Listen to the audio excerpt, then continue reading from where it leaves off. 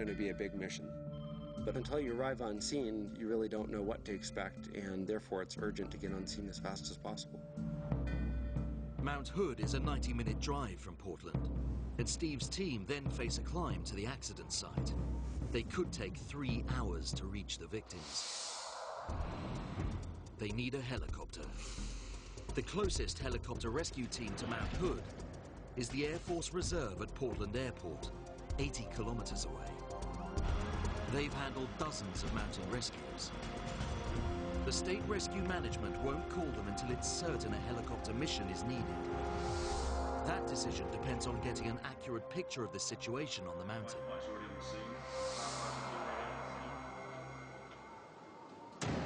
No one knows for sure how many people have fallen into the Bergschrund or how many are injured.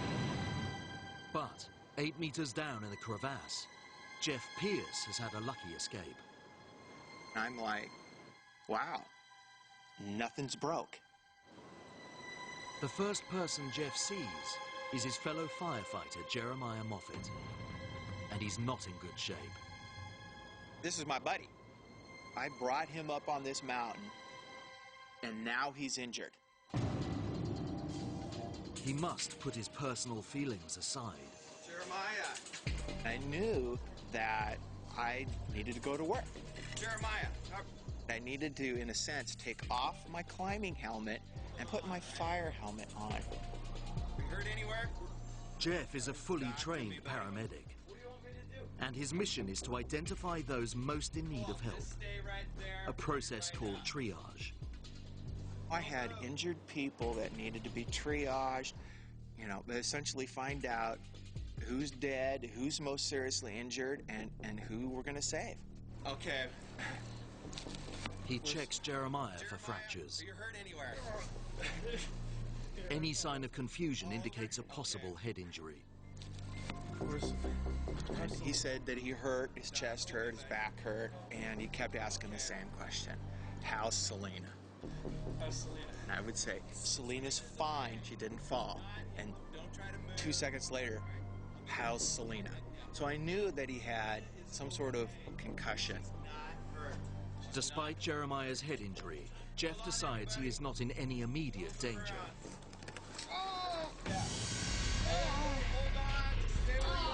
I could see Cole standing there with his eyes just wide open. Did you pass out? No. Okay, just hold on. One of the climbers is motionless. It's John Biggs. Hello, talk to me. Hey, talk to me. Jeff checks the climber's neck for a pulse. The person has no pulse.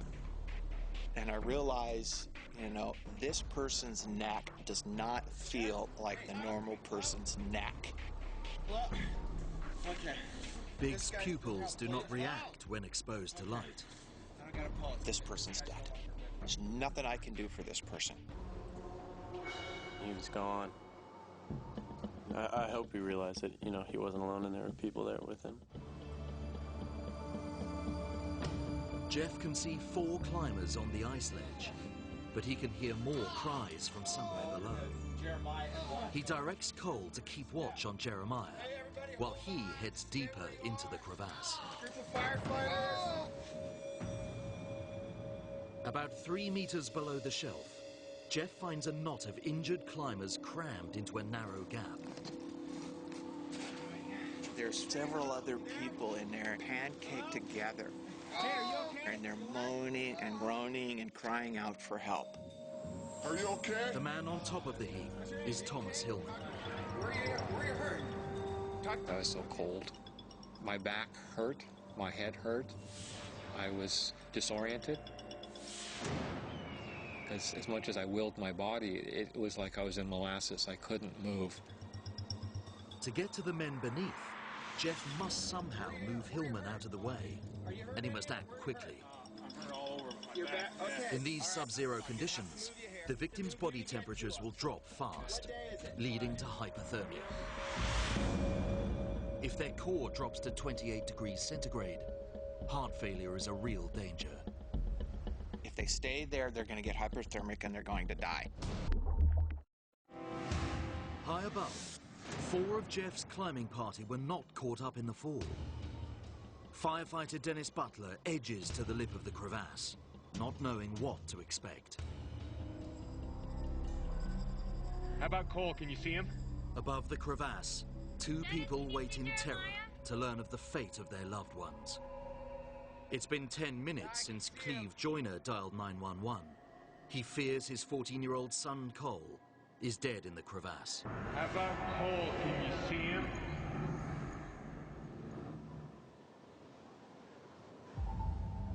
Yeah, he looks okay. Then, everything was fine for me. You know, not for everyone else, but I mean, that was my first priority. Dennis, can you see Jeremiah? Selena Maestes is desperate to know if her boyfriend has survived. She's okay. Yeah, I can see him. I think he's talking.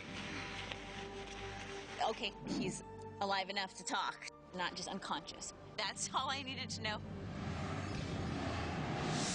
Deep in the crevasse, others are not so fortunate. You know, Dad. Okay. Jeff decides it's safe to move dazed climber Thomas Hillman. Dennis! I need a haul line! Get on it! The plan is to make a haul system to lift the injured men out of the crevasse. Using a series of pulleys, Dennis and his team can reduce the effort it takes to move the bodies. It's a technique the firefighters have practiced countless times. Got it. As the team hauls him to the surface, Selena remembers her deal with Jeff at the start of the climb. As an expert ambulance paramedic, she would take charge of any medical emergency on the mountain. Whatever comes out of the hole, I would be taken care of. She never dreamt she'd have to come through on the promise. I got together, all my emotions, just kind of put them aside and kind of flipped into paramedic drive. Do you feel any changes, any hot or cold, okay? My buddy Biggs. I don't know. I was just so relieved to be under the crevasse. The sun felt so good to have warmth. It's gonna hurt like hell, but I gotta pull you out. Jeff can see the next man, the sixth he's found, is also seriously hurt. His biggest complaint was his hips. You know, I touch his hips a little bit and it causes him some pain. And I'm like, I'm sorry, but I have to move you to get to the next person. And it's going to hurt. I'm sorry. The man has a fractured pelvis, his shoulder, leg, and wrist broken. With every movement, his bones grind together. He was just screaming so loudly, it just sounded awful. I was wondering, what am I going to be able to do for this guy up here with no paramedic toys available to me? Chris, where does it hurt? In the bottom of the crevasse, Jeff sees one last body in the snow. Are they breathing? Do they have a pulse? What are their eyes doing? The seventh man has no vital signs. I checked him, and then I was checking him again because I just wanted to make sure. Talk to me! You there? He's obviously dead. The man is 48-year-old Rick Reed. Today was his first climbing trip. When Jeff moves Reed's body, he can't believe what he sees. Hello, hey! I had to dig out the fourth person. He's buried in the snow and rock. And he's, you know, blue. Bill Ward, the first man to fall, has suffocated beneath the other climbers. 3 men are dead. 3 are badly hurt. 1 more is walking wounded. Just 2 of the 9 who fell are uninjured. Across the south face of Mount Hood, word of the tragedy spreads. Climbers make their way to the Bergschrund to help. Among them is Steve Boyer, an ER doctor.